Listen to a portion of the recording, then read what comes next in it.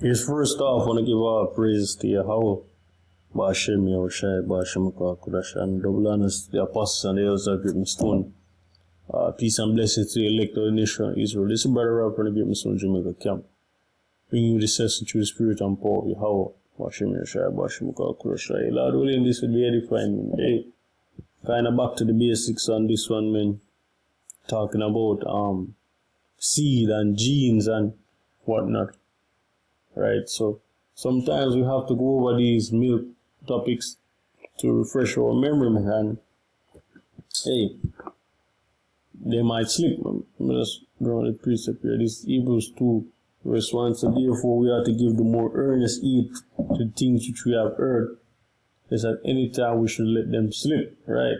So we have to constantly go over this word, constantly go over the scriptures, let them solidify in our mind. Hey, when I was at school, my school teacher told me practice makes permanent, and it stood with me up to this day, because when you practice it, it cements itself in your mind. It doesn't make it perfect, it makes it permanent. Right, so I'm just played a little video here, man.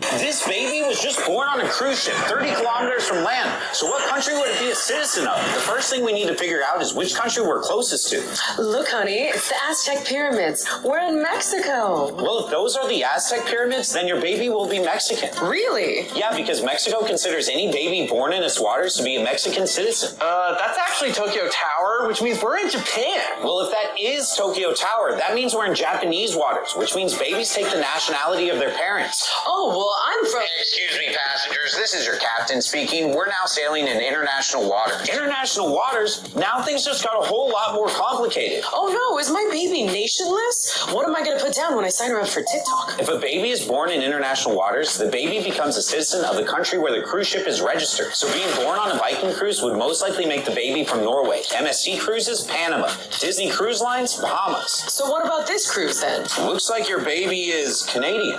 Oh? I don't think they ever like. Yeah, man, I know you heard the nonsense that was talked about in that video, man, where it tells you whether they're born in Japanese waters or international waters, the baby would have the nation of the cruise ship it was registered in. And hey, you see this confusion which is spread in this kingdom, man. That's why we have to see the old part. Those are the good ways. So I'm going to the word nation. It's a race of people, large group of people with common ancestry and language, from Old French nation, birth, rank, descendants, relative, country, homeland, and directly Latin. It's from the word natio. It's a birth, origin, breed, stock, kind, species, race of people, and it goes down to say from Pi root G, which is give birth, begot, which derives, derivates, like you're referring to procreation, a familiar and tribal groups. So we know what gene is. It's a gene is to begot, give birth, procreate. So this is procreate. It means to begot or bring forth offspring, right? And what is offspring? When offspring is the product of the reproductive process of a person, animal, or plant. That's right, man. So it's a reproductive. That means that it's directly linked to the parents, man. Or directly linked to the father. We'll just get the precept before we go ahead. This is Numbers 1 verse 18. And they assembled all the congregation together on the first day of the second month, and they declared their pedigrees after their families by the oaths of their fathers, according to the number of the names from the 20 years old and upward by their posts. So here the scripture is telling you that these things are determined by our Father. Our fathers determine whichever race we are from. It's not where we live. That's from our mother. It's by our fathers, man. And this have a little thing here. It says, His question was, does the father determine the race of a child? And this person answered and said, it's a simple answer, yes. So the father determines the race of a child. So the man carries the seed, and we know that. We know the man carries the seed. Therefore, that's what a child is. To give an example, if I plant an apple tree in a blue, green, or orange soil, an apple tree is going to grow up. So here, so no matter where you plant your seed, man, there's always going to come your seed.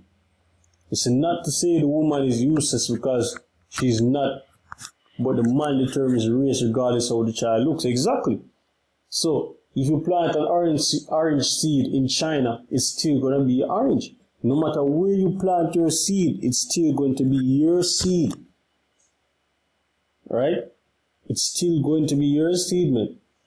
And we get into this. And men have the Y and X chromosome, right? And women only have 2 X's, man. So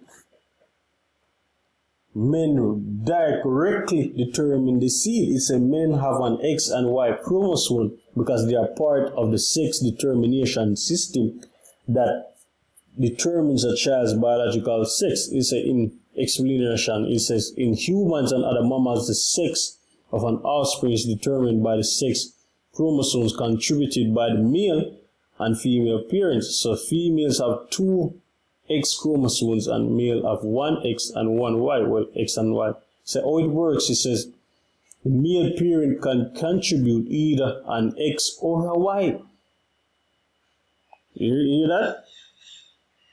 So the male can make sure it can contribute an X or a Y, while the female parent must contribute one of her X's. So she has no talk into this thing, man. So she can only contribute an X. So she cannot determine the seed.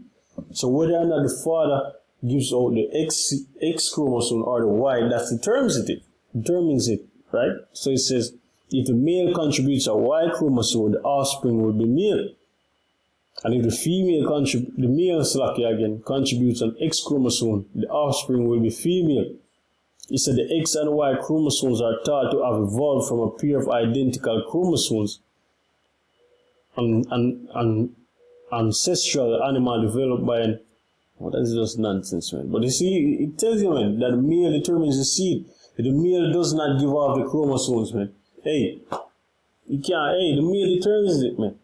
The women can't determine whether the child will be male or female.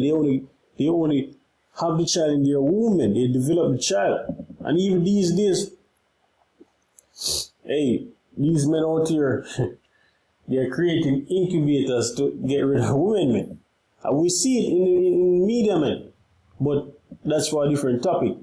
So this is 1 Corinthians 14, verse 4. So let all things be done decently and in order. Right? So all these things has to be done decently and in order, man. Because Esau turned all these things upside down, man. So this was the whole part, man. Everything has to be done decently and in order. So the right way is not by born in whatever water or whatever country or whatever ship it's registered in. The right way is by the Father, man. Right? It's not by whether you're born in international waters or you're born in Antarctica. So this is just nonsense, man.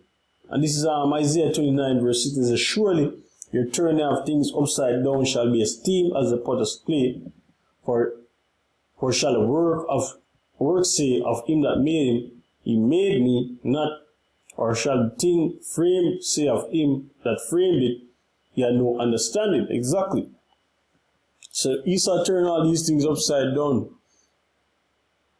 So the man determines the seed. It goes even deeper than this, because even Yahushua, they say he has no father. And scripture tells you that he's of the seed of David. But that's for another topic still. But just wanted to bring all this a little information here. So that I'm going to give our praises to Yahweh. Bashim Yeshai, Bashim Kudash. Hey, Shalom, Akim.